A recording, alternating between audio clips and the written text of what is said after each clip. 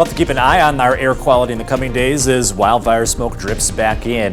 For the most part, though, that air quality has only worsened to about a moderate. So if you're extra sensitive to those changes in ozone and smoke, like we've had on and off over the last couple of weeks, plan accordingly. Everyone else, you may want to make sure that you're just kind of keeping an eye or at least an ear out for when those air quality changes occur. As right now, not necessarily affecting too many groups, but still something to keep an eye on in the coming days. Temperature-wise, another cool one in a row. Middle to low 70s right now. This is close to average for this time of year, but definitely a far cry from those 90s that we had last week. Comfortable evening ahead. Not too hot, not too cool. Seeing a lot of sunshine with temperatures then dropping quickly after sunset. In fact, tonight down into the 40s for most spots like we saw as of last night, so brisk weather just around the corner.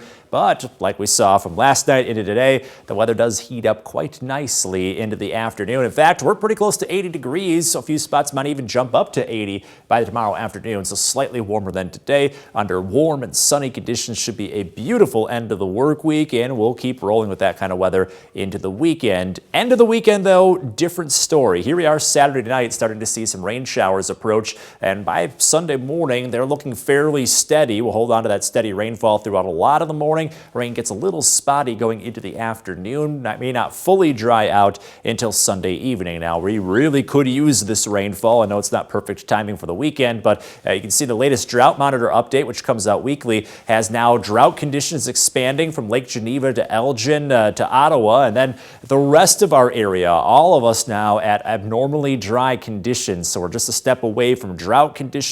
May not see enough rain to really remove some of these effects, but hopefully we can at least ward off some of that drought or that official drought over the next week or so. As you can see, there's not much else for rain chances. Temperatures are definitely all over the place. 80s next couple days, 60s for Sunday. Yes, the 60s. It's the coolest weather we've had for about 3 weeks. Then back up to the 70s and 80s into next week with lots of sunshine. And your most accurate 10-day forecast. We'll hold on to the summer heat, middle 80s throughout the majority of next week. We'll have to keep an eye on next weekend. Possibly some more rain chances coming down the pipeline just in time for Old Settlers Days. So a lot of summer events around the corner, and that's when we have to really watch those rain chances.